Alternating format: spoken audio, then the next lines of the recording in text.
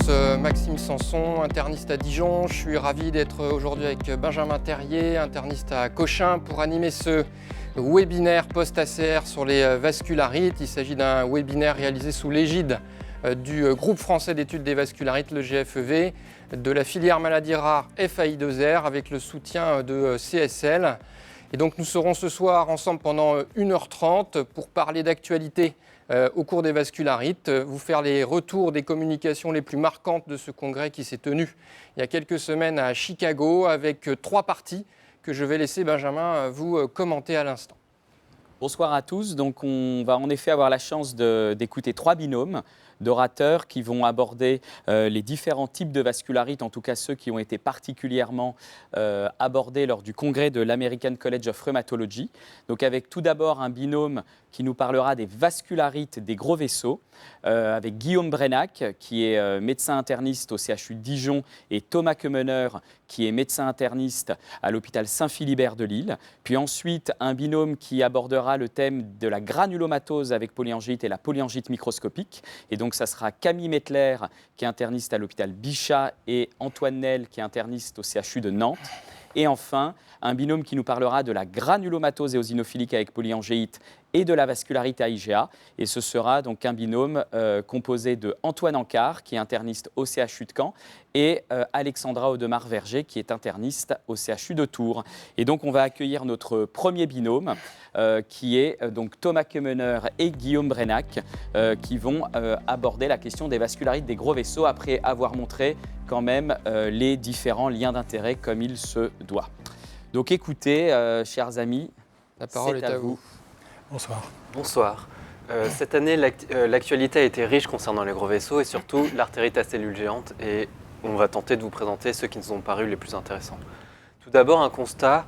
Probablement, on utilise trop de corticoïdes dans le traitement de l'artérite à cellules géantes. C'est tout du moins ce que dit ce poster qui se base sur un questionnaire de vraie vie qui s'est déroulé dans plusieurs pays du monde, surtout en Europe et aux États-Unis. On s'aperçoit que les patients ont très souvent longtemps des corticoïdes, et notamment 75% des patients ont encore des corticoïdes à 4 ans. L'utilisation des traitements de seconde ligne est moins importante, avec une disparité entre l'Europe et les États-Unis, l'Europe utilisant plutôt du méthotrexate et les États-Unis plutôt du tocilizumab. C'est peut-être quelque chose qui va changer avec cette nouvelle étude METOGIA, qui est une étude prospective en ouvert, randomisée, comparant le tocilizumab au méthotrexate. C'est une étude qui est en non-infériorité. Les patients avaient une artérite à cellules géantes confirmée par l'histologie ou l'imagerie et étaient randomisés soit dans le bras tocilizumab, soit dans le bras méthotrexate. Le critère de jugement principal était évalué à 78 semaines et était le pourcentage de patients vivants sans rechute ou sans déviation du protocole de glucocorticoïdes. Ce qu'il est intéressant de voir, c'est que 77% des patients dans le groupe tocilizumab et 71% des patients étaient des nouveaux diagnostics. À 78 semaines, la non-infériorité n'est pas atteinte pour le méthotrexate par rapport au tocilizumab sur le critère de jugement principal. Quand on regarde dans le détail, le critère de jugement principal n'est pas atteint, mais la rémission sans glucocorticoïdes et la rémission avec de la prédnisone inférieure à 5 mg par jour est non inférieure dans le groupe méthotrexate par rapport au tocilizumab. Lorsqu'on regarde à 52 semaines, on s'aperçoit que le tocilizumab est même supérieur concernant le critère de jugement principal, la survie sans rechute, la rémission sans glucocorticoïdes, la rémission avec 5 mg de corticoïdes inférieure à 5 mg de corticoïdes par jour, mais pas par rapport à la posologie cumulée de prédnisone. Ici, nous avons les courbes de survie des patients présentant des rechutes, où on voit très nettement qu'à 52 semaines, le tocilizumab permet une meilleure survie sans rechute par rapport au méthotrexate. Guillaume vous a présenté les données sur l'efficacité et la non-infériorité du méthotrexate par rapport au tocilizumab, mais un autre enseignement important de METOGIA, ce sont les complications. Je rappelle que le méthotrexate était prescrit chez des patients âgés en moyenne de 70 ans avec une fonction rénale normale et qu'il était prescrit à 0,3 mg/kg semaine avec un plafond à 20 mg semaine.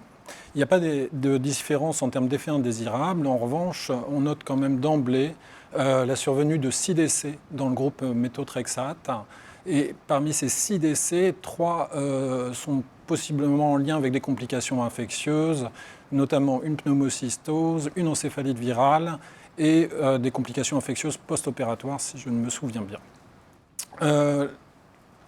Parmi les effets indésirables, une différence également moins numérique sur les effets indésirables liés au traitement, puisqu'on retrouve 12 effets indésirables liés au traitement dans le groupe méthotrexate, contre 6 dans le bras tocilizumab. Je vous liste ici les effets indésirables survenus sous tocilizumab. On notera essentiellement une arthrite septique et, comme on pouvait l'attendre, une diverticulite survenue sous toci. Il y aura également un épisode de sepsis post-opératoire. Je vous donne maintenant le détail des 12 événements indésirables liés au traitement. Il s'agit essentiellement d'effets indésirables infectieux. Et ce qui est particulièrement remarquable, c'est la survenue de 5 épisodes de pneumocystose, dont une, je vous l'ai dit, sera fatale.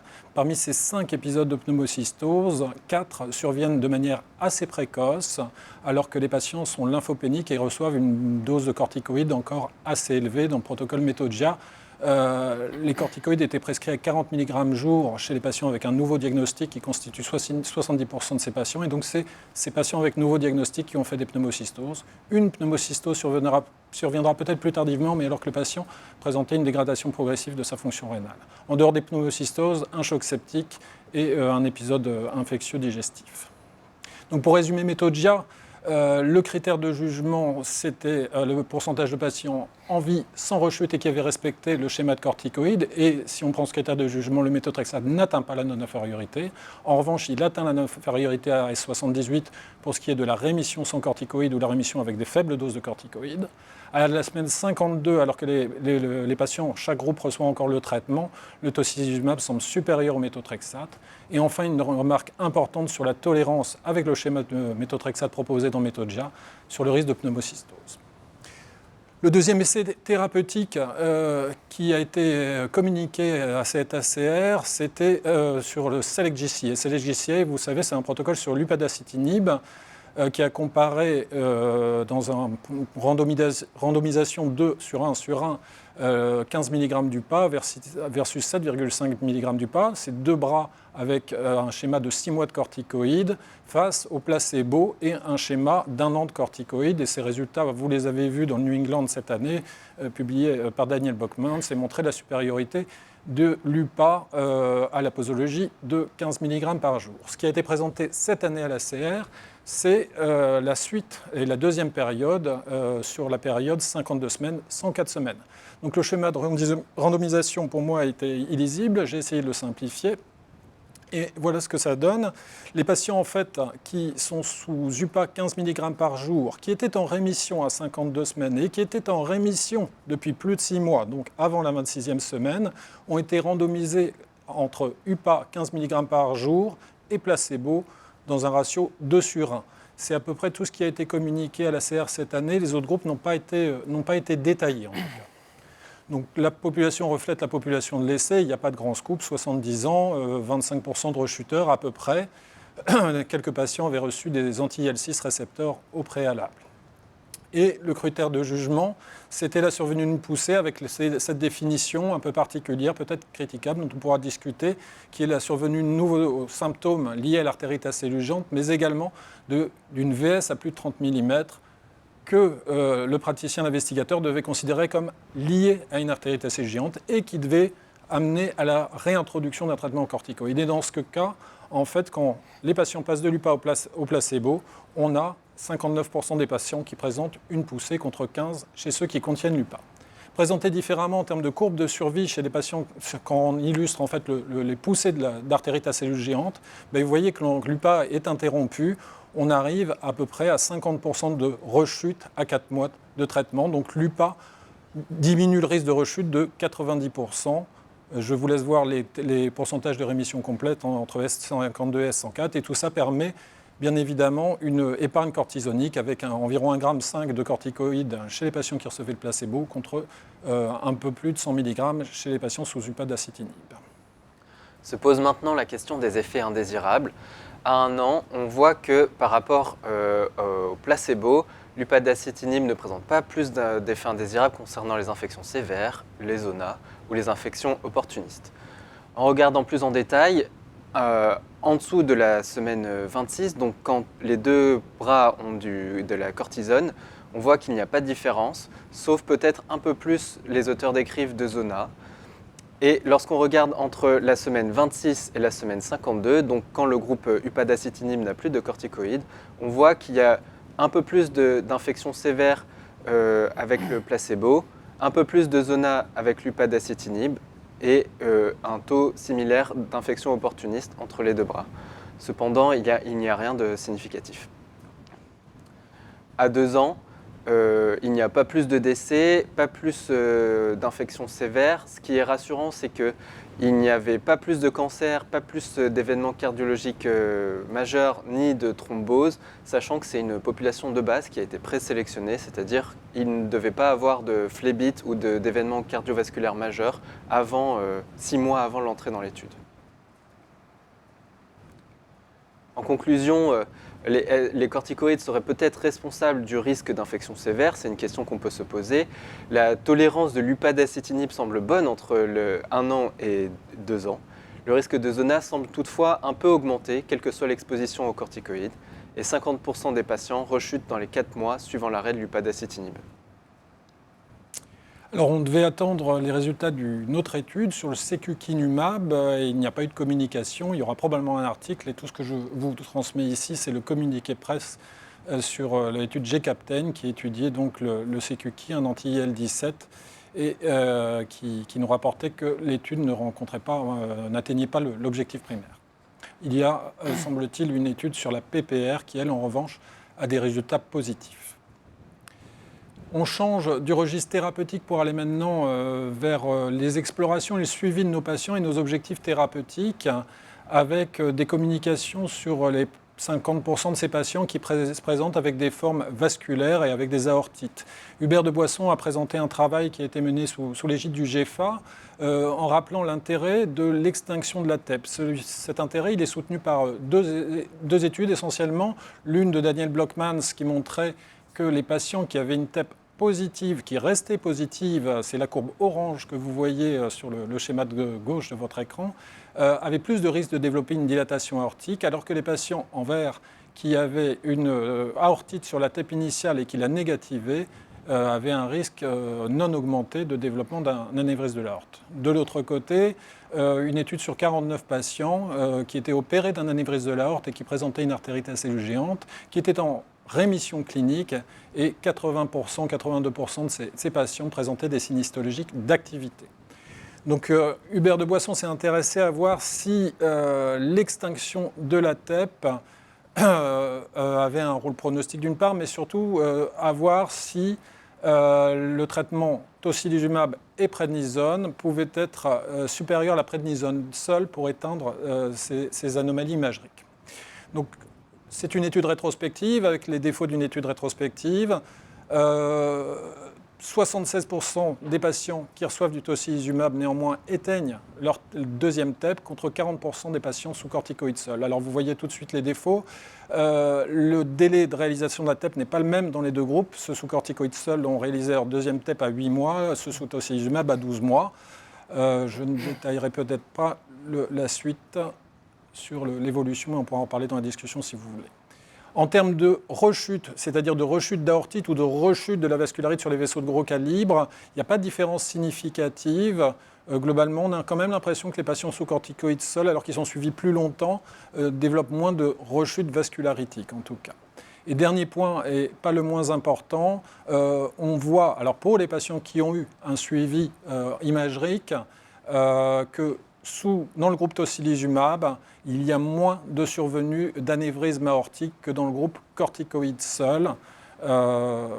Et tout ça, encore une fois, avec les biais d'une étude rétrospective. La dernière chose que montre Hubert de Boisson dans ce travail, c'est les deux courbes du haut, c'est les patients qui n'ont pas éteint leur TEP, et c'est leur risque de développement d'un anévrisme, donc il confirme avec ces données le premier travail que je vous présentais de Daniel Blockmans. En parallèle, il y a une autre étude de nos collègues espagnols qui ont proposé un schéma un peu similaire, mais en comparant les patients qui ont du tocilizumab en monothérapie et les patients qui ont du tocilizumab associé à des DMARDs. Au niveau clinique, on voit que les deux groupes atteignent une rémission globalement similaire, de même avec les critères EULAR. Cependant, lorsqu'on regarde la TEP, que ce soit à 12 mois ou à 24 mois, on voit une petite différence. Il décrit une petite différence qui n'est pas forcément significative, mais par contre, à 24 mois, on voit qu'il y a beaucoup plus de patients qui ont une rémission au niveau de la TEP concernant une combinaison de tocilizumab et de DMARDs par rapport à ceux qui ont une monothérapie. En pratique, il y a moins d'anévrisme aortique si on éteint la TEP TDM, c'est une question qu'on peut se poser. La combothérapie entre tocilizumab, DMARDs, glucocorticoïdes est peut-être supérieure à tocilizumab plus glucocorticoïdes est peut-être supérieure à glucocorticoïdes. Et est-ce que l'extinction de la TEP doit-elle être un objectif du traitement ? Enfin, pour une ouverture, on peut se poser la question de l'intérêt d'un anti-C5a récepteur 1 dans l'artérite à cellules géantes. C'est tout du moins une étude qui nous a été proposée par Maria Cid, qui, à partir de biopsies d'artères temporales, a remarqué que dans le surnageant, il y avait plus de C5a et que sur la biopsie, il y avait en PCR plus de C5a récepteur 1, mais pas plus de C5a récepteur 2. Et en immunohistochimie, ceci se colocalisait avec les cellules inflammatoires. Elle partait du principe que les gènes de l'inflammation étaient non régulés par rapport au tocilizumab, notamment le TNF, alors qu'avec l'avacopan, ces premiers résultats montrent une diminution du TNF-alpha en présence d'avacopan, ainsi que d'autres marqueurs d'inflammation. En conclusion, des messages importants qui nous semblaient passer à l'ACR. On a l'impression qu'on est toujours dans un monde avec trop de corticoïdes, probablement chez nos patients atteints d'artérite à cellules géantes. Si on envisage des traitements d'épargne, Méthodia, je pense, apporte encore plus d'éléments pour penser que le tocilizumab doit être proposé en première intention pour des raisons certainement d'efficacité, mais probablement aussi essentiellement pour des raisons de tolérance.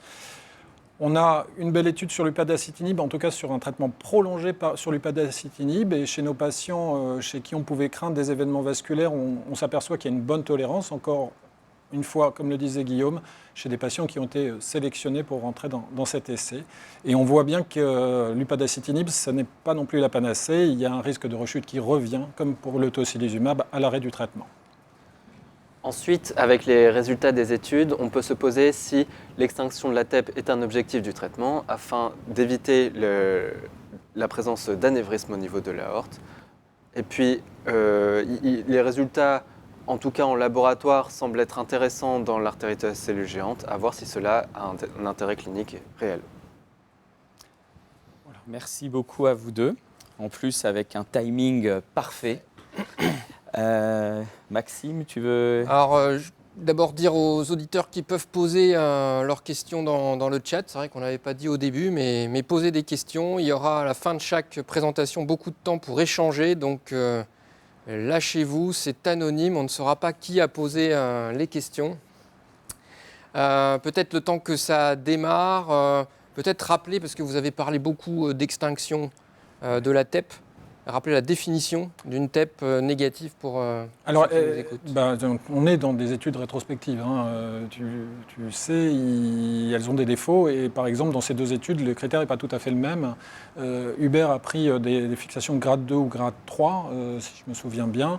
Et donc, ça veut dire au moins égal au foie ou supérieur. Et donc, l'extinction de la TEP, pour lui, c'était l'absence complète d'hypermétabolisme vasculaire, en tout cas pas de grade 2. Sur l'étude espagnole, c'est un petit peu plus flou, on a moins de précision. On sait que les patients ont une aortite principalement diagnostiquée par une TEP, donc je ne suis pas certain que tous les patients aient une TEP initialement. Et ils considèrent que la fixation au foie est une fixation négative. Donc on n'est pas tout à fait sur donc son extinction ne rentre pas dans les mêmes critères que celle d'Hubert. Donc en tout cas, Hubert, c'est la même définition que l'étude de Daniel Blockmans. Exactement. Grade 0 ou 1, c'est négatif. Grade 2 ou 3... Voilà, donc il y a quand même une différence sur le design de ces études. Et Hubert, effectivement, moins avec cette étude du GEFA, confirme, enfin, encore une fois avec le biais d'une étude rétrospective, mais l'association entre l'absence d'extinction et le développement d'anévrisme, qu'on soit dans le corticoïde seul ou corticoïde aussi. C'est intéressant. Si on reste sur la TEP, parce que c'est vrai qu'il y a des travaux qui montrent que plus on tape fort, plus on négative la TEP. On a envie de se dire que, bon, ça peut sembler assez intuitif, mais c'est vrai que si on regarde par analogie avec, par exemple, ce que font les hématologues dans certaines hémopathies, si le TEP se négative à telle période, après 2-4 cures, ça va conditionner un peu la durée du traitement. Et pas pour faire de la pub à mon ami Maxime, mais comme l'essai Magica, vous savez, inclus, pour comparer à qui on peut arrêter précocement, enfin je veux dire au bout d'un an, qui on peut continuer. Est-ce qu'il y a eu des travaux qui permettent de répondre, je pense, à une question qu'on peut se poser, c'est-à-dire est-ce que la négativation de la PET permettrait de savoir qui on peut arrêter au bout d'un an, qui il faut continuer plus longtemps, puisque ce que va montrer Select GCA, c'est que probablement un an de traitement par UPADA, ce n'est pas assez. Donc est-ce qu'il y a des travaux sur un peu qui aident à voir si l'extinction ou pas de la TEP conditionne la durée de traitement qu'il faudrait qu'on donne à nos malades Alors moi, à ma connaissance, non. Et quand on met extinction de la TEP, un objectif de traitement, pour moi, c'est une façon de dire, est-ce que ça doit être un objectif dans de nouveaux protocoles thérapeutiques? Mais il faut encore le valider, encore une fois. Tout ce qui a été publié, pour moi, sont des études rétrospectives avec énormément de biais. Les TEP ne sont pas réalisés au même moment. Dans l'étude espagnole, si, à 24 mois, mais dans l'étude française, c'est 8 et 12 mois. 8 mois pour le groupe corticoïde, 12 mois pour le groupe tocilizumab. Donc je pense qu'il faudrait le valider par une étude prospective, en tout cas, à mon sens. Ensuite, si on va dans ton sens, la question aussi, ça serait de savoir dans le groupe Select GCA si les patients qui rechutent sont plus des formes vascularitiques au sens des gros vaisseaux. Et on serait heureux de connaître les résultats de l'essai secukinumab pour savoir si c'est des patients qui avaient aussi une vascularite des vaisseaux de gros calibre, en se disant que ces patients-là, on le sait, sont plus à risque d'anévrisme et plus à risque de rechute probablement. Et dans Metogia, il n'y avait pas de PET systématique. Non, il n'y a pas de PET systématique, puisque ça avait été designé il y a assez longtemps, en 2016. Mais c'est un critère qu'on voit de plus en plus apparaître dans l'étude Topazio, l'étude italienne. Il y a cette notion de rémission clinique plus rémission en imagerie. Et avec effectivement, c'est un critère qui est plus dur, qui est plus difficile à atteindre. Après, c'est difficile de porter des conclusions parce que c'est un petit effectif. Et dans Magica, que je te remercie d'avoir cité, Benjamin, on aura cette donnée parce qu'il y a un TEP à l'inclusion, donc on saura si l'intensité de l'hypermétabolisme au TEP au départ est prédictive du risque de rechute lorsqu'on arrête le tocilizumab. Dans ce que vous avez montré, ce que j'ai trouvé finalement assez décevant, c'est les courbes de survie sans rechute à l'arrêt de l'upadacitinib. Est-ce que vous avez des commentaires pour expliquer tout ça? Est-ce que on parlait des atteintes des gros vaisseaux dans Select GCA. On n'a pas vraiment le détail, mais il y a une petite phrase disant que 70% des patients ont une atteinte des gros vaisseaux à l'inclusion. Donc c'est peut-être des patients difficiles. C'est peut-être une piste. En fait, on n'a pas on aimerait avoir maintenant l'étude des facteurs de risque de rechute, en fait, pour savoir si effectivement parce qu'on peut voir le verre à moitié plein, à moitié vide. Il y a quand même, excusez-moi, 60% des patients qui vont parchuter, si je ne dis pas de bêtises, à 4-5 mois. Donc finalement, il y a quand même des patients qui peuvent se contenter d'un traitement par upadacitinib de 12 mois. Cela dit, je suis comme toi assez déçu parce que, comme je vous l'avais dit, le design est un peu compliqué, mais c'est aussi des patients qui sont en rémission à M12 et qui sont en rémission depuis plus de 6 mois. Donc en plus, c'est des gens qui normalement ont une maladie éteinte depuis longtemps. Enfin, il y a peut-être le critère de jugement qu'on peut critiquer. Cette histoire de VS supérieur à 30 mm, elle nous chagrine un petit peu. Alors oui, c'est le jugement de l'investigateur et oui, il pense qu'il doit réintroduire des corticoïdes, donc on lui fait confiance. Mais à l'heure où on annule la VS dans les examens, c'est un peu... Ça, je pense que c'était effectivement une limite majeure, parce qu'on était en aveugle de la CRP, et la VS, on nous avertissait uniquement quand elle était élevée. Et je pense que c'est du coup assez sensible à la qualité du clinicien, parce que si on nous disait l'AVS est supérieur à 30, Je pense qu'il y a un risque que des symptômes, on va dire, non spécifiques, comme des douleurs aux épaules, aient été surinterprétés comme des signes de rechute. Et je pense qu'à mon avis, il faut attendre des détails, notamment sur la valeur de la CRP. Parce que l'UPA, ce n'est pas le tocilizumab, mais ça diminue quand même la production de CRP. Et donc ça a peut-être été... C'est bien d'avoir la biologie en aveugle, mais ça a peut-être été au désavantage de l'arrêt. Oui, tout à fait. Et si on parle de Metogia, qui était quand même pour nous l'événement marquant de ce congrès, donc il y a quand même la non-infériorité non atteinte, un profil de sécurité qui est quand même assez décevant. Donc on l'a vu, tu l'as montré Guillaume dans la première étude, l'Europe restait très méthotrexate. Tu penses que ça y est, au vu des données de Metogia, je veux dire, le méthotrexate reste, on va dire, un traitement de Xème ligne après l'échec éventuellement du Toci et ou de l'Upada ou est-ce que tu penses que, enfin, je ne sais pas quel est votre avis sur la place, parce qu'on se dit moins efficace, plus risqué. Et d'ailleurs, on pourrait commenter aussi ce plus risqué, parce que c'était un peu des données nouvelles. On n'était pas tellement habitué à ce que les patients avec artérite à cellules géantes fassent des pneumocystoses. C'est quoi un peu vos commentaires et avis là? Je pense que ça peut influencer quand même la décision. Si on doit mettre en face à face les deux traitements, probablement que je pense qu'il faut préférer le tocilizumab au méthotrexate. Au vu des risques de tolérance au niveau des hépatites, au niveau des infections, je pense que c'est plus facile, il est mieux de mettre du tocilizumab. Après, c'est toujours le clinicien qui choisira ce qui est le plus adapté pour son patient, s'il y a des antécédents de diverticulite ou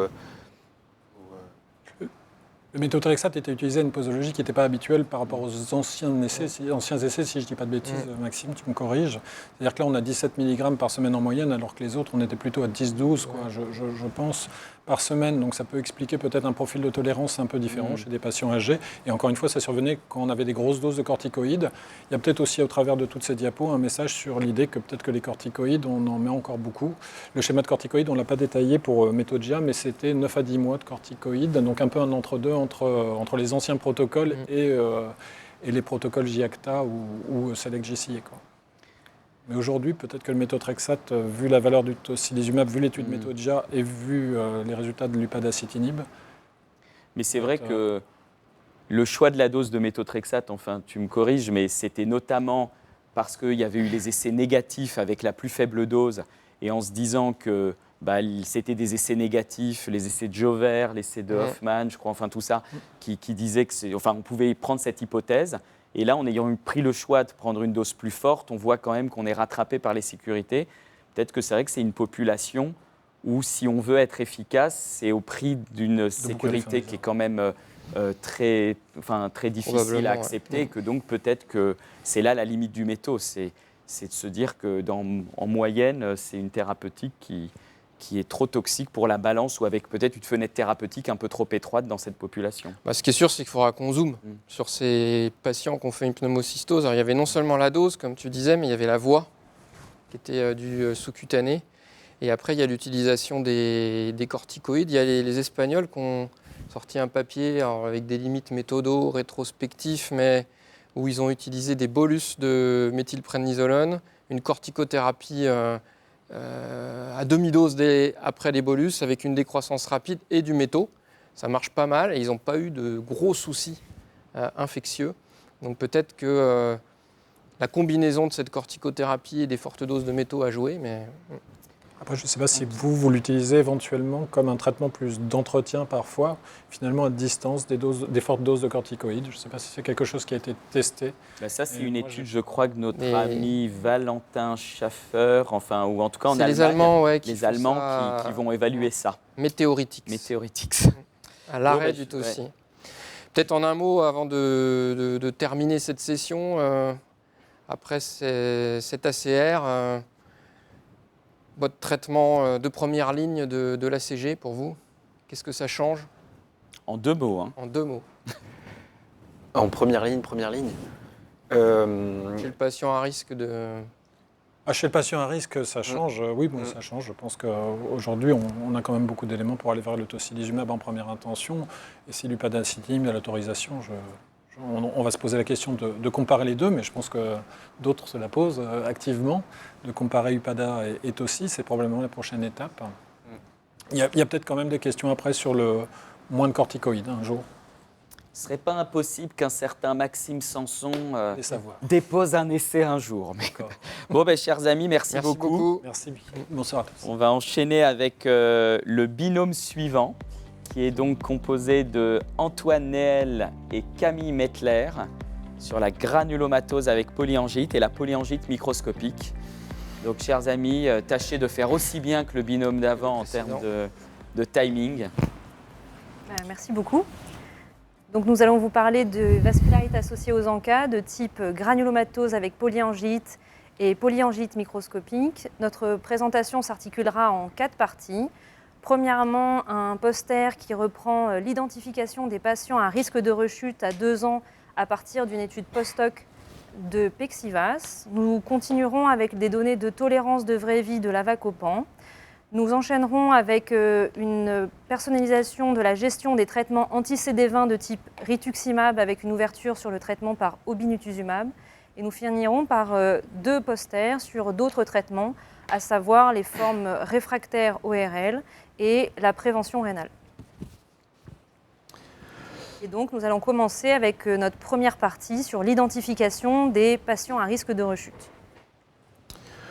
Donc c'était une communication sous forme de poster, mais qui aurait pu être une communication orale, puisque c'est une analyse post-hoc de Pexivas, donc essai que vous connaissez, grand essai, je crois encore aujourd'hui le plus grand essai mené dans les vascularités en cas, en plan factoriel, qui posait 2 questions, échange plasmatique ou pas, et corticoïdes beaucoup ou moins, avec comme critère principal, non pas la rechute, mais la survie du patient ou de ses reins. Et donc là, c'est une étude où ils ont regardé les facteurs prédictifs de rechute en prenant comme variable candidate ce qui est connu dans la littérature. Ils ne sont pas repartis, ils n'ont pas réinventé la roue, avec une méthodologie statistique visiblement solide, puisque j'ai compris la moitié du chapitre méthodo.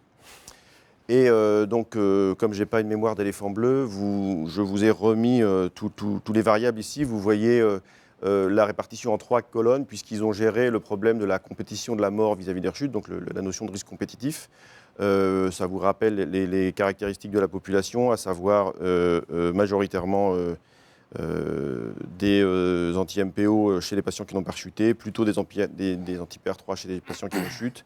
Et puis vous voyez la tendance sur la fonction rénale, avec une fonction rénale comme on s'y attend, qui est plutôt pire dès le départ chez les patients qui finiront par décéder, et puis plutôt plus basse chez les patients qui vont rechuter. Donc ça se rapproche de données déjà connues.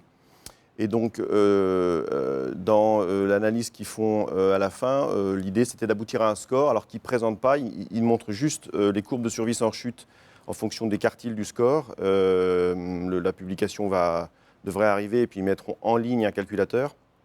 Et vous voyez que les items qui sortent, c'est que le fait d'être une femme est protecteur, les anti-PR3 sont un facteur de risque de rechute, les atteintes pulmonaires non hémorragiques aussi. Et puis, chose qu'on voit peu, un peu nouveau, c'est l'impact du traitement d'induction choisi, puisque si, en prenant l'endoxan comme référence sous forme intraveineuse, il y avait moins de rechutes quand on induisait par de l'endoxan oral, ce qui est quand même une approche pas très européenne et puis très d'actualité, ou par rituximab. Et puis, la fonction rénale, là aussi, était, quand elle est plus dégradée, protectrice des rechutes. Et voilà, et on parle dans ce papier des rechutes qui sont les rechutes à 2 ans. Donc les limites, c'est que c'est la population de Pexivas. Et puis c'est quand même une population qui était très majoritairement induite, entre guillemets, un peu à l'ancienne, avec finalement assez peu d'induction par rituximab. Et puis donc ces 2 ans, c'est loin d'être très long dans le suivi d'une maladie qui reste une maladie chronique. On va ensuite aborder des choses qu'on attendait beaucoup, qui étaient les nouvelles sur la tolérance dans la vraie vie de l'utilisation de l'avacopan. Donc l'avacopan est un antagoniste oral sélectif du récepteur du C5A du complément qui bloque la chimioattraction et donc l'activation des neutrophiles sans avoir d'effet sur la formation du complexe d'attaque membranaire. Son intérêt a été démontré dans l'étude Advocate, dont le schéma est ici rappelé, qui comparait l'avacopan à un schéma dégressif d'une corticothérapie avec un objectif d'arrêt à 21 semaines, en association à un traitement immunosuppresseur standard, considéré par le rituximab hebdomadaire pendant 1 mois sans entretien, et l'endoxan, Péros ou IV avec un relais par Immurel. Dans cet essai, randomisé, contrôlé, les effets indésirables étaient observés dans 98% des patients sous avacopan et sous corticoïdes. Et quand on se focalise sur les infections, on observe que ce sont 68% d'infections qui sont observées sous avacopan contre 76% sous corticoïdes, avec 13% d'infections sévères sous avacopan et 15% sous corticoïdes, donc 40% de pneumonie. Dans cet essai, dans le groupe avacopan, il n'y a aucun patient qui ont été rapportés avec un zona sévère, une méningite ou une pneumocystose. L'autre élément de tolérance assez intéressant dans ce premier essai, c'était l'association avec des anomalies du bilan hépatique sous avacopan, avec 5% des patients dans le groupe avacopan contre 4% dans le groupe corticoïde, qui avaient une anomalie du bilan hépatique sans précision sur le type d'atteinte, toute résolutive après l'arrêt du traitement des autres traitements potentiellement hépatotoxiques. Et donc, les données de Reviri sont intéressantes pour surveiller cette tolérance. À l'ACR, ce sont 3 études par 3 équipes différentes sur 3 bases de données différentes qui ont été rapportées.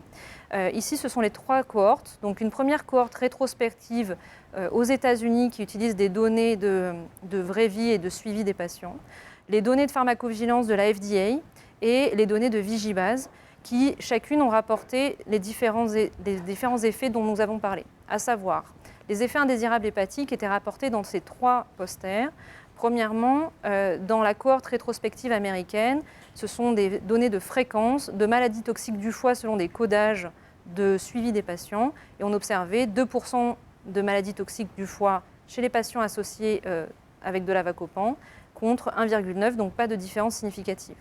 Les 2 études de pharmacovigilance, quant à elles, observaient un nombre intéressant de maladies associées au foie, à savoir 52 DILI, ou Drug-Induced Liver Injury, dans l'étude de la FDA, avec un reporting odds ratio, qui est un équivalent de odds ratio dans la pharmacovigilance, qui, comparé à tous les autres médicaments de la base, était significativement augmenté à 17. L'étude de pharmacovigilance sur Vigibase au niveau mondial, quant à elle, observait 79 effets indésirables hépatiques, dont une hépatite fulminante. 4% de ces cas rapportés étaient associés à un décès avec un délai médian de 47 jours. Aucun ROR a été pu calculer dans cette étude par défaut de homogénéisation de cette définition d'atteinte hépatique et nécessite une étude un peu plus prolongée et poussée. Concernant les effets indésirables infectieux, quant à eux, ils étaient rapportés dans les 2 études de pharmacovigilance. On observe 96 pneumopathies auprès de la FDA avec un reporting odds ratio à 2,4, statistiquement significatif par rapport à tous les médicaments de la base. Et lorsqu'on met en parallèle l'étude de Vigibase, ce sont cette fois-ci 438 infections, dont 118 pneumopathies, 11 atteintes associées au VZV et 2 pneumocystoses qui sont rapportées. Ce sont encore une fois des cas rapportés de manière spontanée, avec 9% de décès, avec un délai médian de ces effets indésirables infectieux de 28 jours. À nouveau, quand on calcule le reporting odds ratio, comparé à tous les médicaments, on observe une augmentation du risque de déclarer ces effets indésirables à 2,5. Par contre, lorsqu'on compare à la classe des immunosuppresseurs, ce reporting odds ratio est à 0,78 et statistiquement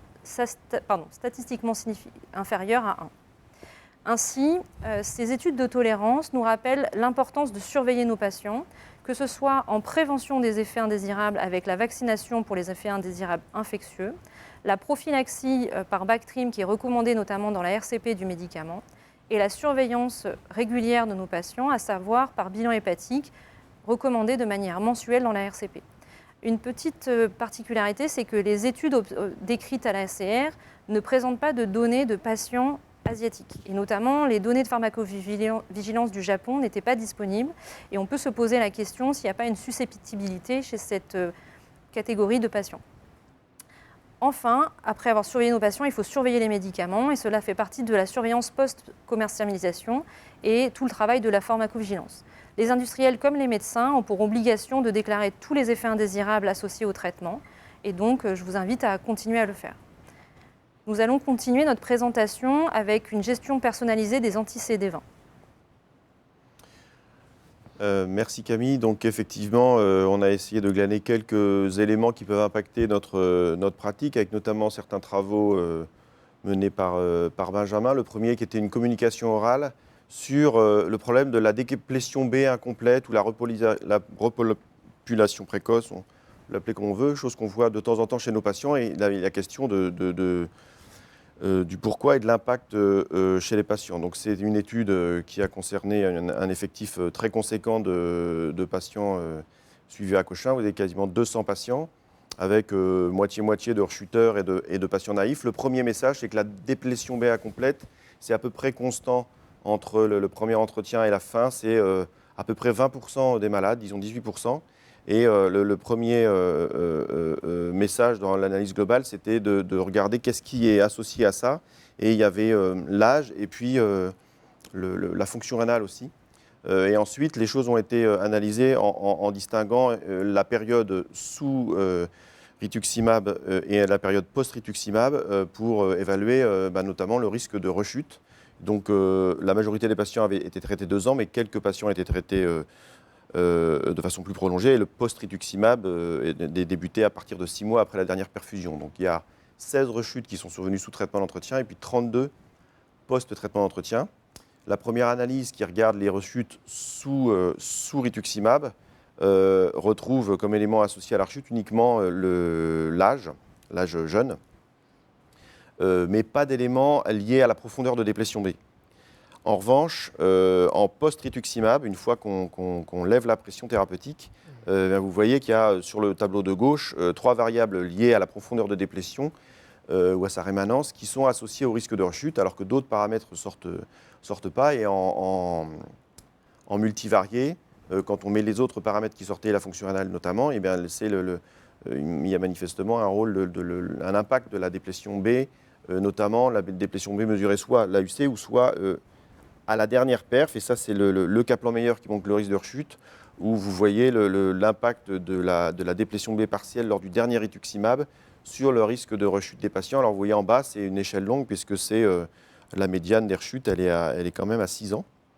Mais voilà, donc peut-être que déplétion plus profonde c'est mieux, ça rappelle un peu la discussion sur Ménérite 102, Ménérite 103. Et donc ça pose des questions de... Est-ce qu'il y a d'autres stratégies possibles, Camille ? Et donc ça ouvre à ce poster qui rapporte 5 patients en Allemagne qui sont traités par l'obinutuzumab.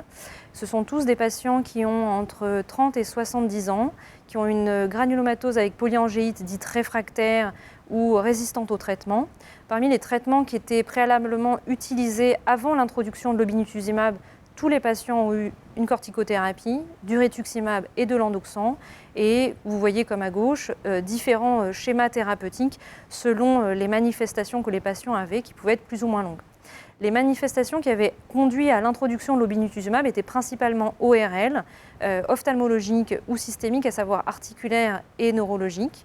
On n'observait pas de patients traités pour une atteinte rénale.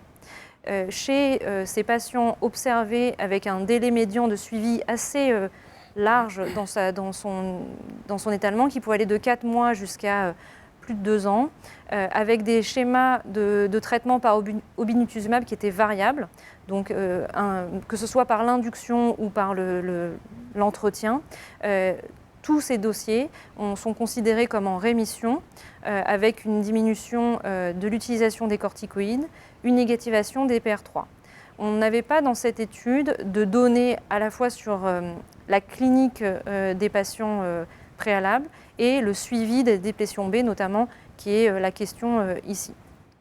Et en données de tolérance, il considérait que la tolérance était correcte, avec seulement 2 infections qui étaient rapportées, une sinusite et une infection à Covid-19.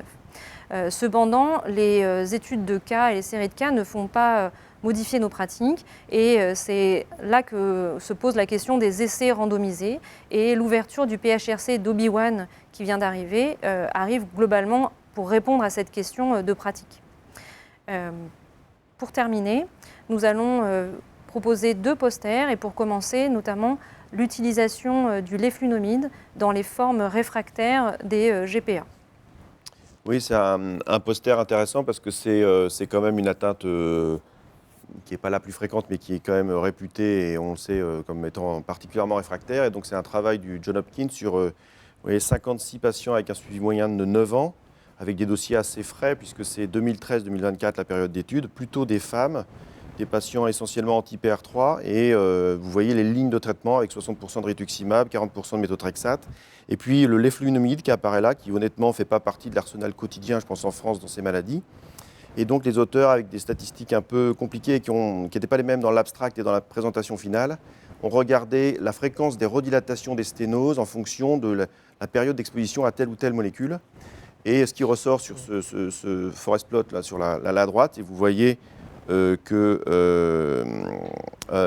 la gauche est en faveur d'une molécule et puis, ou d'un facteur, et puis à droite, c'est pire. Vous voyez qu'il y a un élément qui ressort, c'est l'utilisation du léflunomide, avec moins de 64% de densité d'incidence de dilatation, on va dire, chez les patients exposés au léflunomide. Alors c'est peu discuté dans l'abstract, mais en fait c'est discuté dans son équivalent public, parce que les données sont disponibles en fait en préprint, non reviewées pour l'instant. Ils évoquent plus précisément le fait qu'avec le temps, les choses s'améliorent dans l'analyse initiale que vous voyez ici en univarié en bas. Years from TBS diagnosis, c'est le temps écoulé et finalement ça finit par aller mieux. Alors peut-être qu'il y a un effet de confusion avec le léflunomide, si on ne le met pas tout de suite, peut-être que c'est le temps qui passe. Mais c'est quand même quelque chose à garder en tête parce que c'est vraiment des situations embêtantes et ça va être intéressant de voir la publication reviewée qui devrait arriver dans pas très longtemps. Et puis pour finir, évidemment, un organe cible majeur des vascularités en cas, c'est le rein.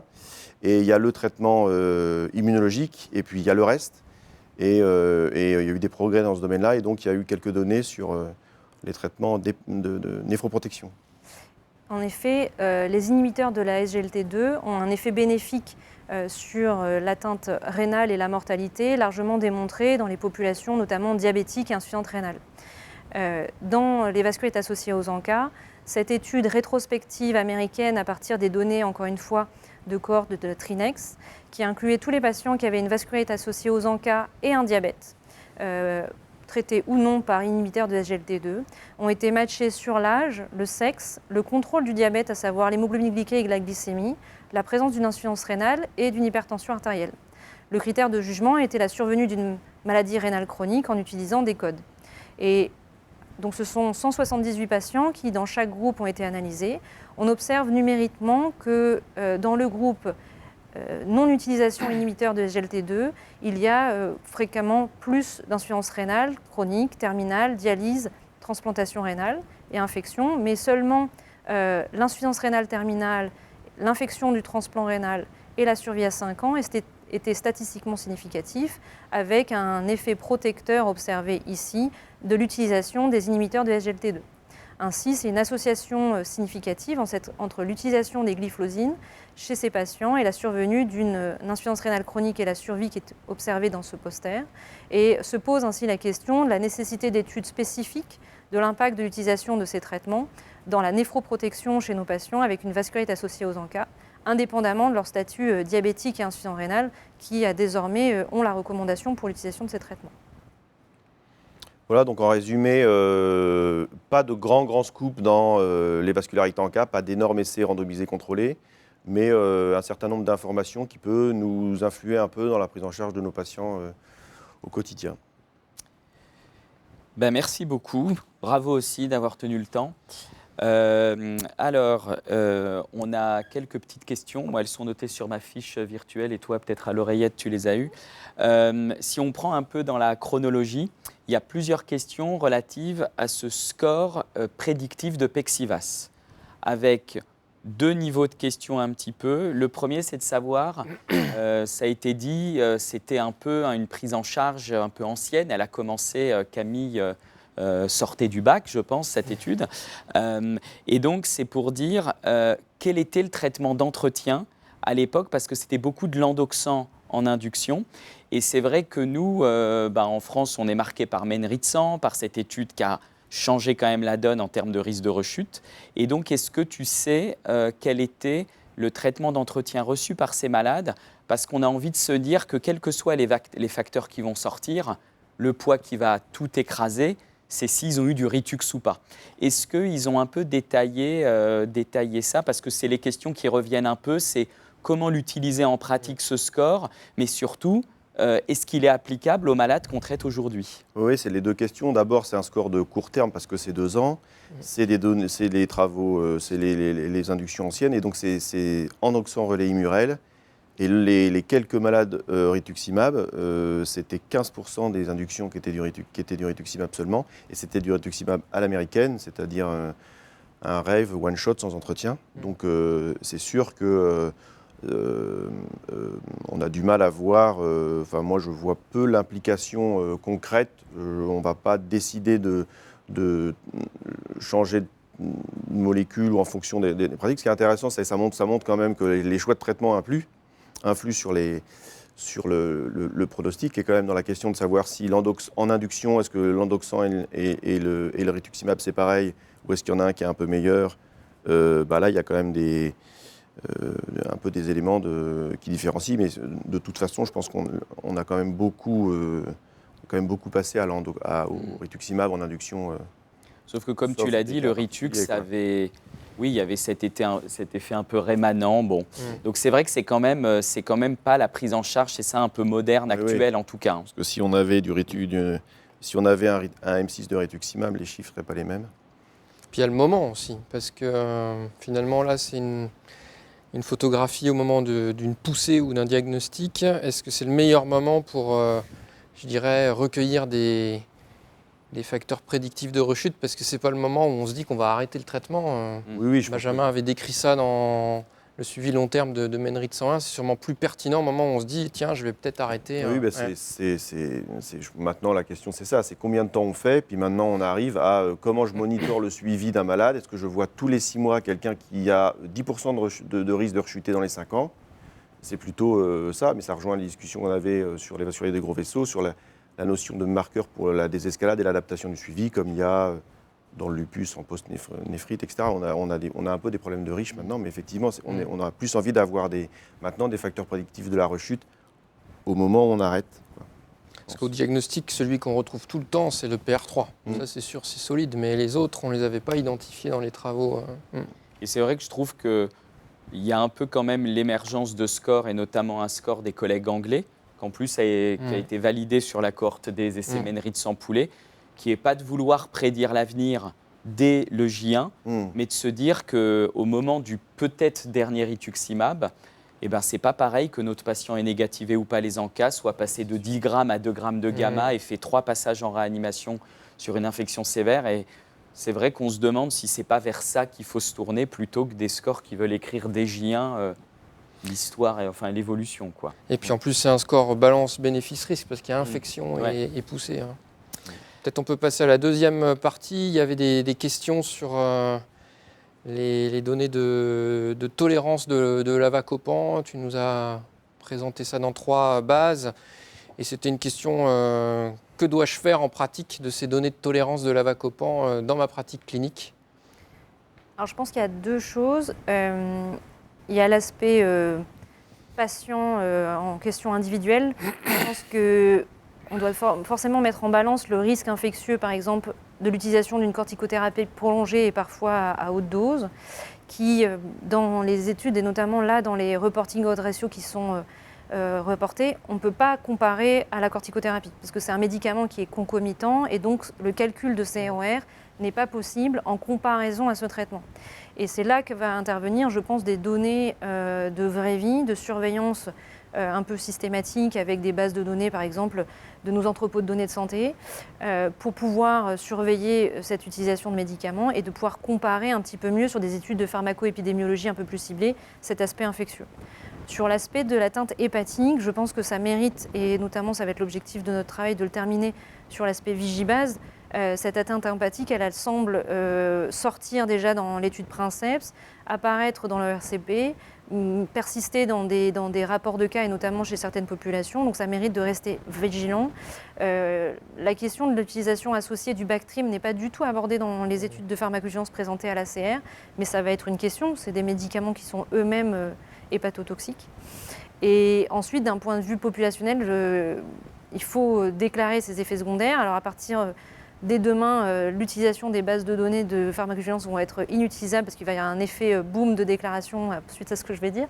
Mais c'est important que nos pharmacologues étudient ces recherches de signaux pour ensuite nous pousser à être vigilants dans nos pratiques et dans nos études peut-être différentes.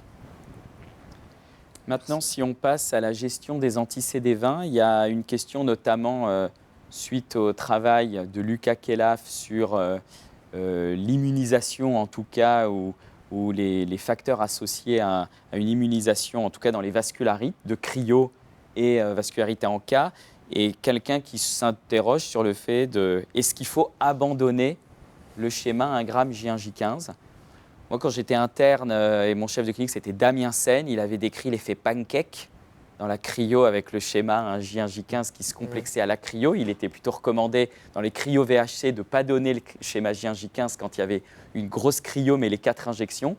Est-ce que, alors que la mouvance va vers donner de plus en plus le 1 g J1J15, est-ce qu'il y a certains freins? Est-ce que c'est un peu fragile encore comme donnée? Qu'est-ce que vous répondriez à cet auditeur ou cette auditrice? Alors d'abord, je répondrai que soit tu as un fan club qui a potassé les abstracts, puisque tu remarqueras qu'on n'en a pas parlé, Oui. parce qu'on l'avait sélectionné et puis ça faisait un peu trop long. Soit il y a des gens qui suivent bien les choses. Et effectivement, c'est une communication qui était c'est l'auteur du travail qui pose la question. C'est ça. Monsieur Khelaf, bonjour. C'est ça.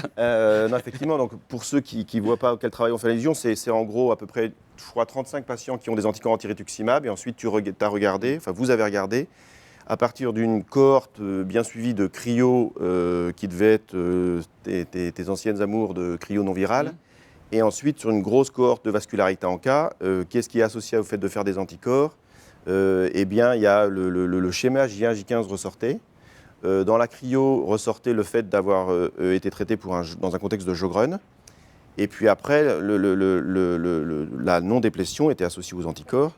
Et puis ensuite, dans les courbes de survie, on voyait bien plus de rechutes quand on était immunisé.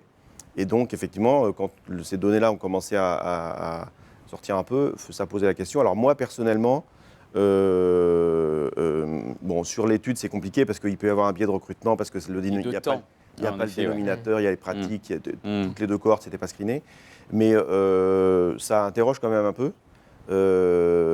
Et le schéma à 4 injections, en fait, ça dépend un peu de la présentation, mais les patients qu'on a envie de survivre un peu près, si on fait un schéma de corticothérapie un peu vertical, un peu exigeant, c'est vrai que moi, je suis pas si vieux que ça, mais l'époque, on voyait les malades très régulièrement pour les endoxants. Je trouve que le shift est de passer à 1 g J1J15, merci, bonsoir, on vous revoit dans 3 mois, et on baisse verticalement les corticoïdes. Je pense que c'est dangereux. On a parlé des rebonds dans les décroissances verticales. Donc moi, j'aimais bien les 4 injections, pas pour ma direction des soins pour faire des hôpitaux de jour, mais à cause de ça. Donc ça va peut-être me refaire pencher un peu dans certains cas à peut-être privilégier les 4 injections, sauf distance ou patients dont on sait que le comportement n'est pas suraigu ou dont on connaît la corticosensibilité. Après, comme tu l'as dit, le risque d'immunisation qui, je pense, est une vigilance à avoir, c'est quand même de très loin le Sjögren. Et donc les cryos du Sjögren et le lupus probablement aussi, peut-être un peu moins. Alors que dans les vascularités en cas, ça reste quand même assez, enfin nous dans notre expérience, assez rare. Mais il faut quand même y penser, quoi. Enfin, si on a une non-déplétion B ou quelque chose comme ça. Parce que la première conséquence, c'est la non-déplétion B. Ouais. Et on n'a probablement pas tous la culture, on a moins la culture anticorps, antibiomédicaments que les rhumatologues probablement. Et nous, par exemple, c'est vrai que moi, les patients déplétés partiellement non déplétés, je leur dosais pas les anticorps jusque-là. Je pense que je vais Alors, il ne faut pas doser les anticorps chez tout le monde, mais avant de terminer, pour rester dans le timing, peut-être en un mot, tous les combien ont monitoré les B chez les patients traités par rituximab en entretien?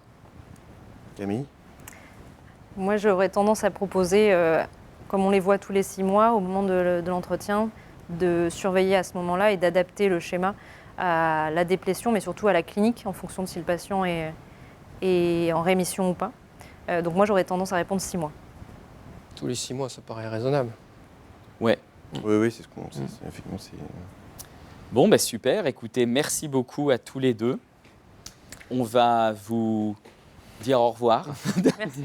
Et On passe à la suite. Donc, la dernière partie de cette soirée sur les vascularites à IgA et la GEPA avec Alexandra et Antoine. Eh bien, on vous laisse la parole. Merci à vous. Bonsoir à tous, bonsoir Maxime, bonsoir Benjamin. Donc on va inaugurer cette troisième partie en parlant d'une vascularite qui m'est chère, la vascularite à IgA. Et donc nous avons traversé l'Atlantique pour vous parler d'un essai français coordonné par Benjamin Terrier, un essai qui vise à étudier l'efficacité de différentes molécules comme les corticoïdes, l'adapsone ou la colchicine au cours des formes cutanées des vascularites à IgA. Cet essai, il est émulé, donc c'est-à-dire qu'il est rétrospectif.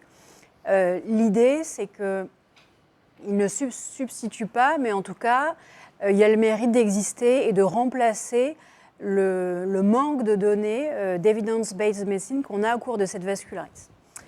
Donc, le traitement des vascularites à IgA, ça c'est un algorithme qu'on avait fait avec Benjamin il y a quelques années, est dépendant de l'organe atteint et de la sévérité. Et donc, pour les formes cutanées, pour les premières poussées, on proposait un traitement symptomatique avec un repos, éviter les anti-inflammatoires en cas d'atteinte rénale ou digestive. Et pour les formes récidivantes, on proposait à l'époque de la colchicine. Donc cet essai, il est européen, il est multicentrique, rétrospectif. L'objectif primaire, c'est de comparer l'efficacité de la colchicine, de la dapsone, comme je disais, et des corticoïdes pour induire la rémission dans les vascularites à IgA nouvellement diagnostiquées ou dans les formes rechutantes, limitées à la peau. Le critère de jugement principal, donc, c'était la proportion de malades qui achevaient cette rémission au cours des 90 premiers jours. Et donc la rémission, c'était la régression du purpura ou des autres lésions de vascularite comme les ulcères, les bulles ou la nécrose, et l'absence de nouvelles manifestations. Donc 407 malades ont été screenés, 291 malades ont été inclus, donc ce qui en fait de cette étude rétrospective une étude assez robuste, avec un petit effectif pour la dapsone, 31 malades, par contre 102 malades traités par corticoïdes et 158 par colchicine. Donc voici les caractéristiques des malades après clonage par ligne de traitement. Donc on voit que les trois groupes sont un petit peu différents et qu'il existe une atteinte cutanée un peu plus sévère pour les patients traités par corticoïdes, comme en témoigne la proportion plus augmentée d'ulcération cutanée ou de bulles ou de livédo. Donc, ce qui traduit que les cliniciens avaient plus tendance à prescrire de la corticothérapie en cas d'atteinte cutanée sévère. Et donc, pour limiter justement les biais d'interprétation liés à cette différence à baseline entre les trois groupes, donc ils ont eu à faire appel à ce score de propension. Le score de propension, je le rappelle, c'est la probabilité pour un malade donné d'obtenir un traitement qui dépend de la gravité de la maladie. Et donc tous les paramètres qui étaient susceptibles d'influencer les cliniciens dans la décision de traitement ont été inclus dans ce score de propension, qui ici sont le genre, la présence d'une ulcération cutanée, la présence d'une atteinte abdominale avec une douleur abdominale et la présence d'arthromyalgie ou d'arthralgie. Donc voici les résultats principaux. Donc le résultat principal, c'est l'efficacité de la colchicine versus les corticoïdes pour induire justement cette rémission au cours des 90 premiers jours, avec un odds ratio qui est à 1,5 de manière non pondérée et 1,71 de manière pondérée, donc avec près de 1,5 fois plus de malades qui atteignent la rémission dans le groupe corticoïde. Il n'y a pas de différence significative dans le groupe corticoïde versus dapsone, mais on l'a vu, l'effectif du groupe dapsone était relativement faible. Et pas de différence également dans le groupe colchicine versus dapsone. En ce qui concerne la sécurité de ces médicaments, donc le groupe, et ça c'était assez attendu, qui a le plus d'effets secondaires, c'est la dapsone, avec la présence de méthémoglobinémie et puis d'anémie hémolytique. 11% d'effets indésirables dans le groupe colchicine, principalement bien sûr à type de diarrhée, et 3,1%, ce qui semble un peu faible dans le groupe glucocorticoïde, mais on sait que les événements à court terme et à long terme, qui sont peut-être un peu plus difficiles à capturer, surtout de manière rétrospective. Donc la conclusion des auteurs, c'est que cette étude donne pour la première fois un aperçu de vie réelle des comparaisons des efficacités de la colchicine, de la dapsone et des corticoïdes au cours des vascularités IgA limitées à la peau. On rappelle bien sûr que l'atteinte cutanée elle est souvent bénigne et que même si la colchicine est la drogue la plus utilisée, dans cette étude-là, les corticoïdes semblaient plus efficaces, mais on n'avait pas de données sur les durées de traitement par corticoïdes. Et la dapsone semblait une option prometteuse. Je laisse la parole à Antoine qui va nous parler de grossesse et de vascularité IgA. C'est ça, et puisque ces patients sont aussi des patients jeunes, effectivement il faut parler de ce poster qui a été présenté à l'ACR, qui était une étude observationnelle monocentrique sur 20 femmes qui avaient présenté une vascularité IgA et 60 femmes contrôle, qui étaient appariées sur l'âge, la parité, le nombre de fœtus, l'IMC ou le tabagisme. Et quand on voit les différentes variables d'intérêt qui ont été étudiées chez ces patientes, et on voit qu'il n'y a aucune significativité en fonction des sous-groupes, et donc que les suites maternelles de ces patientes, mais également les suites de leurs enfants, sont favorables et similaires à celles de la population en bonne santé et appariées selon l'âge. Et si l'on regarde même plus précisément les données histologiques placentaires de ces patientes-là, on voit qu'il n'y a également pas plus de malperfusion vasculaire maternelle ou fœtale chez les patientes qui ont présenté une vascularité IgA au cours de leur histoire de vie, idem que dans la population générale. Alors, il est quand même à pondérer que ces données, elles sont un peu contradictoires avec l'état de la littérature, à savoir qu'il y a déjà 2 travaux qui ont été publiés sur ce sujet-là et qui retrouvaient notamment que chez les patientes présentant une VIGA, elles avaient un risque plus important d'avoir de l'hypertension artérielle, de la prééclampsie, notamment si elles avaient une histoire rénale associée à la VIGA, mais également de fausses couches spontanées et de prématurité. Alors, on va passer maintenant à une autre vascularite, la GEPA, et j'ai le plaisir de vous présenter donc une étude, un des scoops aussi de l'ACR 2025, l'étude MEN-RIDSEG de Cochin, dont l'objectif, donc une étude extrêmement solide, un essai thérapeutique prospectif, randomisé, contrôlé avec un double insu. L'objectif principal, c'était d'étudier la proportion de malades qui maintenaient la rémission, une étude de supériorité pour comparer le rituximab versus l'Immurel. La définition de la rémission, c'était une définition assez classique. Les patients devaient avoir un BIVAS à 0 et une dose de prednisone inférieure à 7,5 mg par jour. Voici le design de l'étude avec un entretien assez classique à la française par rituximab à la dose de 500 mg tous les 6 mois pour 18 mois, plus un placebo d'Immurel pendant 24 mois. Et dans l'autre groupe, un placebo de rituximab avec de l'azathioprine à la posologie usuelle 2 mg/kg par jour pour 24 mois. Voici les courbes de survie sans rechute dans le groupe azathioprine en bleu versus le groupe rituximab en rouge, jusqu'à 29 mois. Et on voit que les deux traitements, les courbes se superposent un petit peu, même si à 6 mois, on a l'impression qu'il y a peut-être un peu plus de survie sans rechute dans le groupe Immurel. En tout cas, à 29 mois, les courbes se rejoignent et les rémissions sont aux alentours de 80% dans les deux groupes. Si on regarde maintenant les objectifs secondaires, est-ce qu'on peut faire de l'épargne cortisonnée en utilisant l'une ou l'autre molécule? Eh bien oui, mais de manière identique dans les deux groupes. Sur le graphique en haut à droite, vous avez la dose moyenne de prednisone pendant les 28 mois de l'étude. En ce qui concerne les manifestations non vascularitiques, donc qui ne sont pas capturées par le bivège, je le rappelle, telles les manifestations ORL, qui font toute la problématique de cette maladie, où souvent les malades restent corticodépendants, et c'est chez ces malades-là qu'on veut épargner de la cortisone. Donc en ce qui concerne les poussées d'asthme, d'exacerbation de l'asthme, il n'y a pas de différence dans le groupe rituximab, 26% versus 29% dans le groupe azathioprine. En ce qui concerne les manifestations rhinosinusiennes, pas non plus de différence significative, 16% dans le groupe rituximab versus 20%. Et si on cumule les deux, pas de différence non plus.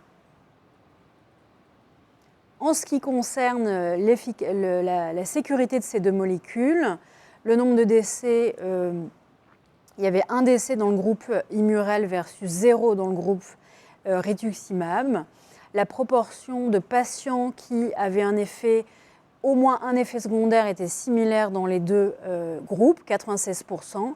Et lorsqu'on regarde par contre les infections, et notamment les infections sévères, il y a plus d'infections sévères dans le groupe rituximab, 23% versus 12%, donc une différence assez significative. Près de 2 fois plus de malades avaient des infections sévères dans le groupe rituximab. Et lorsqu'on regarde quel type d'infection, on n'est pas surpris de voir qu'il s'agit d'infections à SARS-CoV-2, 12 dans le groupe rituximab versus 4 dans le groupe azathioprine. Donc en conclusion, c'est quand même un essai qui va peut-être un petit peu, on en discutera, changer nos pratiques. Donc c'est déjà un essai, et il est légitime de le souligner, qui a été bien conduit pendant la période Covid, où les médecins internistes étaient aussi occupés à soigner des malades atteints de Covid.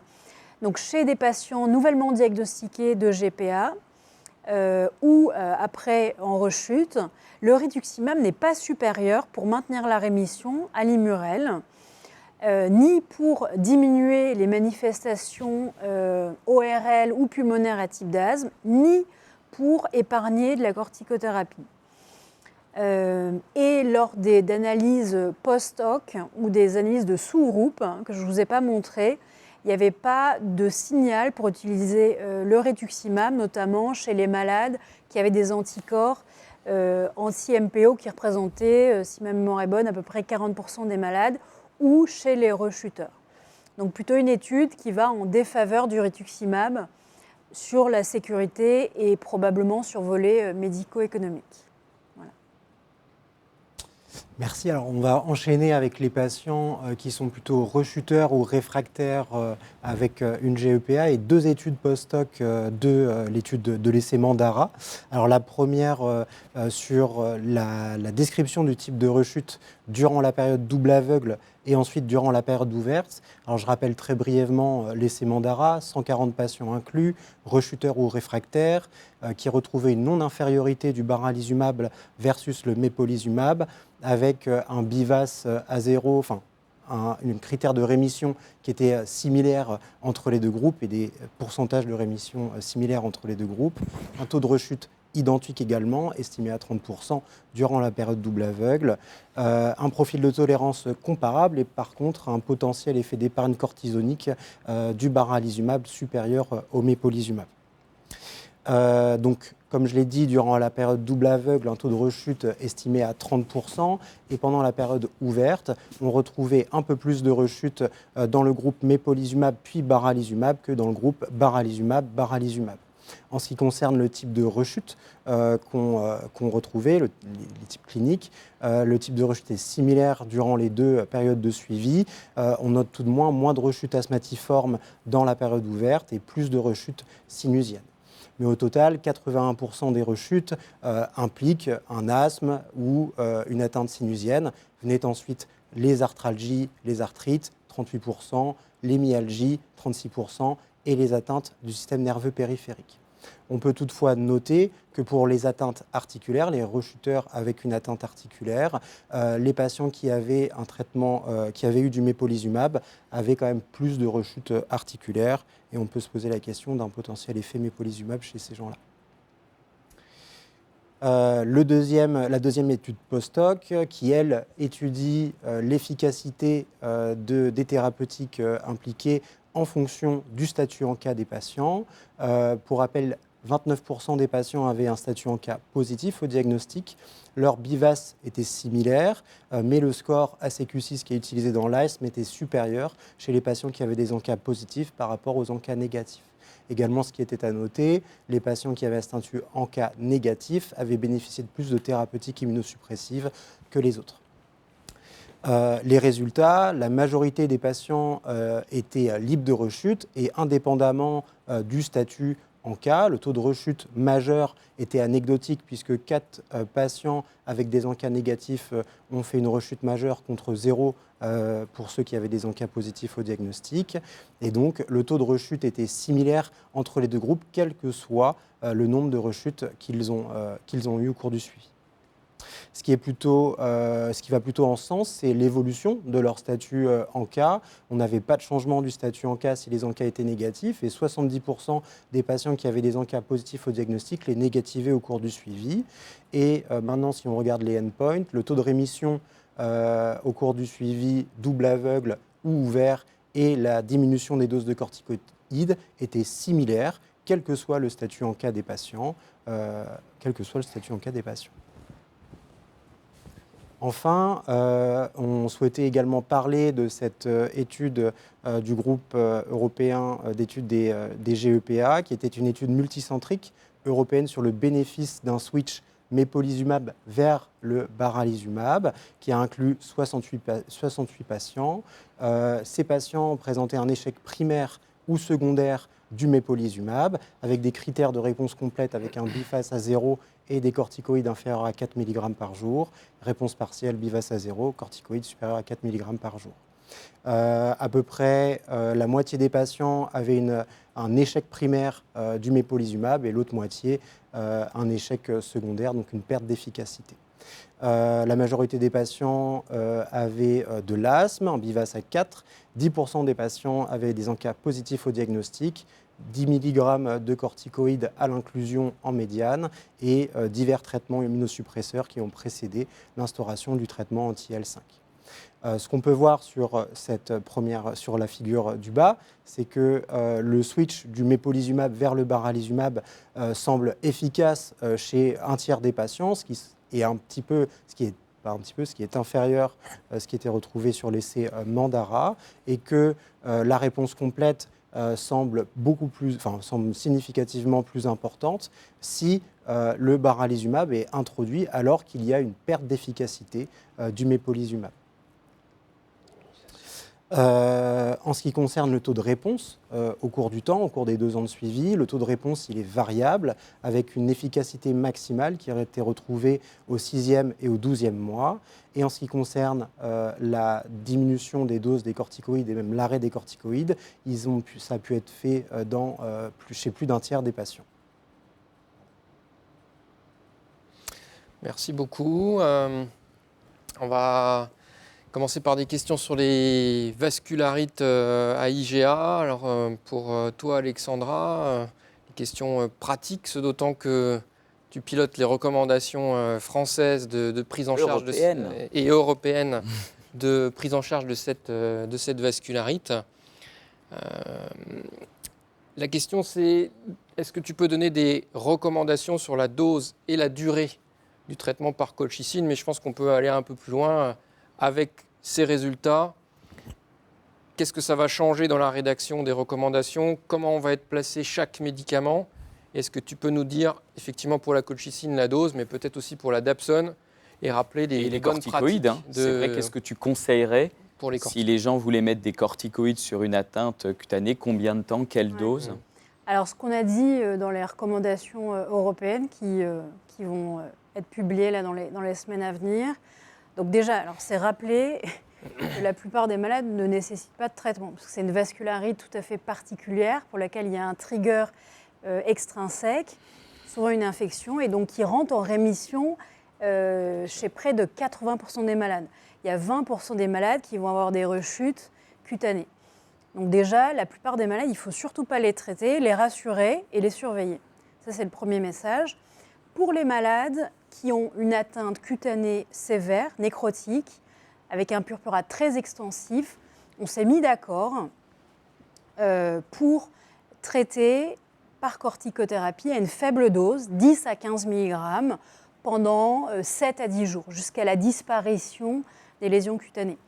Il n'y a pas de place, à mon sens, et pour une corticothérapie prolongée dans les atteintes cutanées. Si le malade rechute au bout de la deuxième, troisième poussée, là où le clinicien il va se demander, il va se poser la question de quel traitement mettre, et ben, il y a 2 armes thérapeutiques, la colchicine et la dapsone. Et c'est vrai qu'on n'a pas d'essai thérapeutique. On avait essayé d'en faire un, l'essai Colchivas, qu'on avait débuté pour évaluer l'efficacité de la colchicine au cours des vascularités IgA, mais on a dû le stopper parce que la pandémie est arrivée et on n'a plus vu de vascularité IgA grâce aux mesures barrières, aux masques. Donc on n'a pas pu conduire cet essai, mais ça reste quand même, je pense, même si c'est un petit peu contradictoire avec ce que tu montres, Benjamin, je pense que ça reste l'arme de première intention qui est dans la vie quotidienne assez efficace pour prévenir la rechute. Alors dans l'étude, c'est vrai que je ne sais pas pourquoi vous n'arrivez pas à montrer, c'est peut-être parce que l'efficacité des corticoïdes est tellement grande qu'elle écrase celle de la colchicine. Mais en tout cas, c'est ce que les recommandations européennes vont positionner, la colchicine, 1 mg par jour pendant 6 mois en premier traitement. Et on a décidé de le positionner avant la dapsone, parce que comme vous savez, la dapsone, elle est un peu plus toxique. Il faut surveiller plus le malade.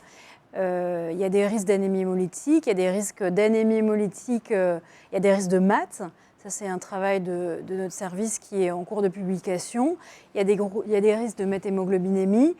Donc, c'est un traitement avec un index thérapeutique plus étroit et qu'on garde en deuxième main.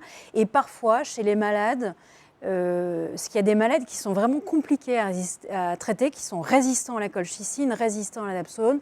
Parfois, j'essaye d'associer les 2 molécules. Ouais.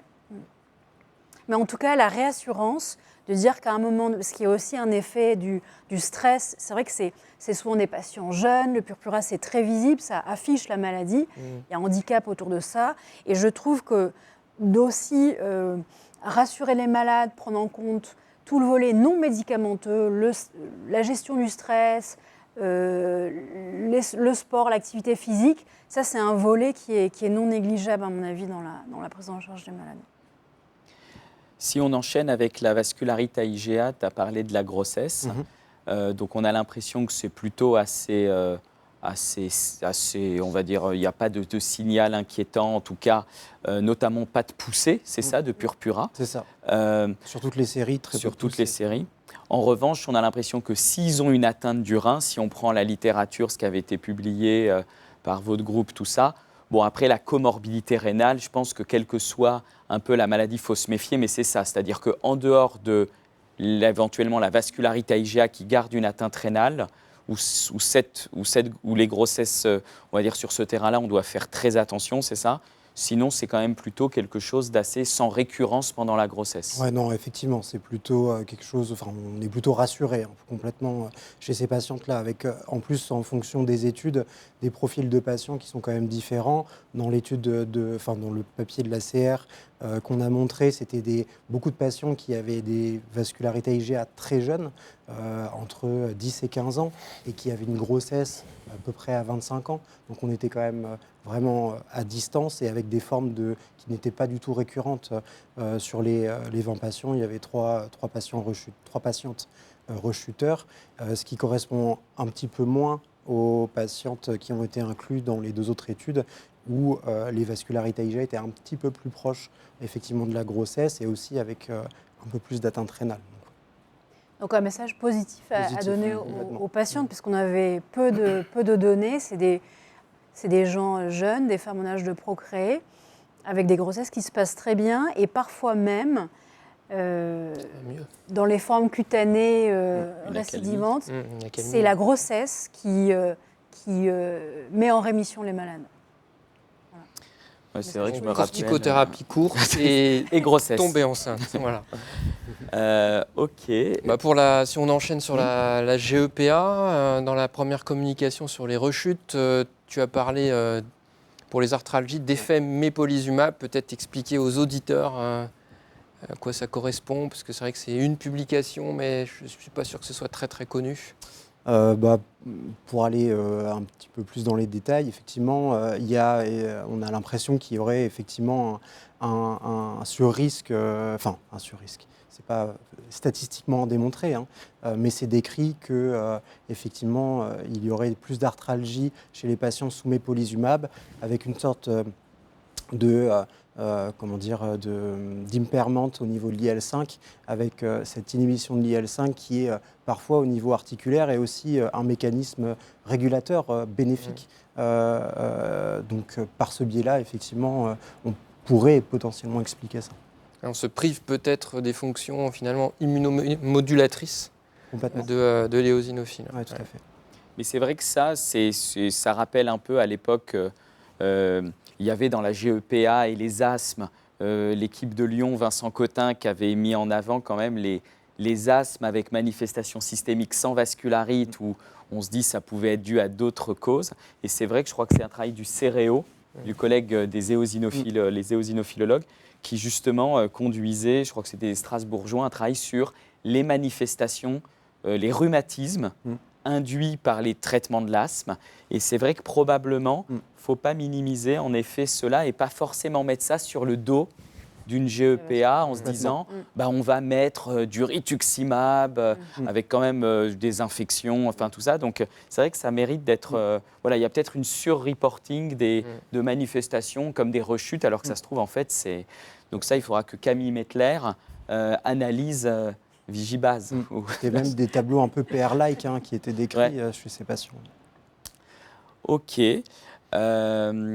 Écoutez, je pense que... Et après, sur l'enchaînement MEPO vers BINRA, finalement, là, votre étude montre que ça marche d'autant mieux qu'on a une perte d'efficacité secondaire du MEPO. Et donc, pendant que tu parlais, je me suis dit, parce qu'on nous l'avait présenté à une réunion, est-ce qu'il y a des anticorps anti-MEPO ? Est-ce que c'est finalement des patients qui s'immuniseraient contre le MEPO, qui perdraient l'efficacité et du coup, le BINRA serait efficace ? Est-ce que vous allez dans la cohorte européenne ? Est-ce qu'on a des sérums pour regarder ça ? C'est à voir. Je ne sais pas si ça se fait en routine comme on fait les anticorps anti-infliximab, anti-adalimumab, anti-rituximab. Après cette réunion qu'on avait eue, j'ai demandé pour un patient et j'ai pas réussi. Personne n'a... On a dit non à Maxime. On avait demandé à Tours, qui est un centre référent pour la recherche des anticorps anti-anticorps, mais ils ont dit non. En tout cas, tu as un moyen là de pression. Sur les essais sur l'asthme, il n'y a pas d'anticorps anti-MEPO qui avait été mis en évidence sur les grands essais, mais pourquoi pas ? Mais c'est un anticorps monoclonal, humanisé, donc bien sûr. Comme c'est secondaire. Oui, c'est secondaire, le timing colle bien. En tout cas, ce travail, je trouve qu'il fait un peu le parallèle avec peut-être, alors j'espère que je ne vais pas dire de grosses bêtises, mais avec un peu la pratique des rhumatologues, qui est notamment, quand il y a un échec d'un anti-TNF dans la polyarthrite rhumatoïde, de savoir est-ce qu'il faut changer d'anti-TNF ou changer de molécule. Et c'est sûr que j'ai l'impression que quand on a un échappement, possiblement par immunisation à un anti-TNF qui était un mécanisme qui marchait, on se dit d'en donner en deuxième, c'est possiblement une thérapeutique qui a du sens. Alors que switcher de classe, c'était Jacques-Éric Gottenberg qui avait fait un essai qui s'appelait ROC, et qui montrait que de switcher de classe, ça pouvait être un gain. Et c'est vrai que je ne vous cache pas que c'est un peu l'idée qu'on aimerait peut-être faire, c'est en cas d'échec du MEPO, est-ce qu'il faut faire un changement intraclasse, donc MEPO vers BINRA, ou faire un changement interclasse. Et le plus logique là, c'est MEPO vers Tezepelumab. Donc c'est vrai que c'est des questions et il y a quand même des gros parallèles avec ce que font les collègues rhumatologues et déjà publié il y a quelques temps. Eh ben, on va conclure, donc on va vous laisser partir en vous remerciant pour ce topo. J'espère que cette soirée vous aura beaucoup plu, beaucoup appris de choses sur les vascularites. C'était, je pense, passionnant, en tout cas pour nous, de discuter de ces études. Encore merci au laboratoire CSL pour son soutien. Vous retrouverez l'enregistrement de cette soirée sur le site du groupe français, le GFEV, et également sur le site de la filière maladies rares FAI2R. Voilà, je vous remercie beaucoup avec Benjamin pour votre participation et vos questions. Bonsoir à tous. Bonsoir à tous.